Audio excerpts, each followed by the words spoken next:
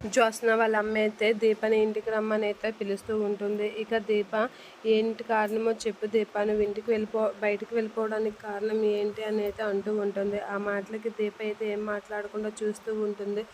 నేనే మొండిదాన్ని అంటే నాకన్నా మొండిదానిలా ఉన్నావు, నువ్వేం నాకు అర్థమైంది, నువ్వు నిజం చెప్పవు భయం అని అయితే నాకు అర్థమైంది.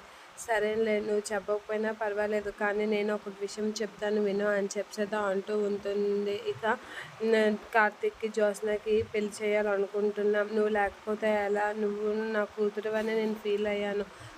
పెద్ద కూతురు ఇంట్లో లేకుండా చిన్న కూతురు పెళ్ళి అయితే బాగోదు కదా, ఆ ఇంట్లో తిరిగాడినా నువ్వు శౌర్య ఆ ఇంట్లో పెళ్ళికి లేకపోతే బాగోదు దీపారా అనేది అంటూ ఉంటుంది. ఆ మాటలకి దీప అయితే అలా చూస్తూ ఉంటుంది.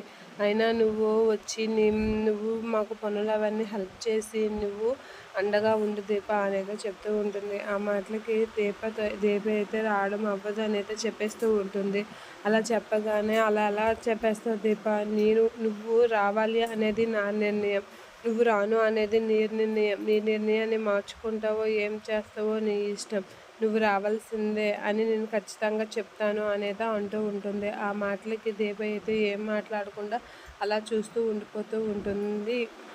వచ్చి నీ చేతి రుచులు అందరికీ చూపించాలి కదా అనేది అంటూ ఉంటుంది. ఆ మాటలకి దీప అయితే అలా నవ్వుతూ ఉంటుంది.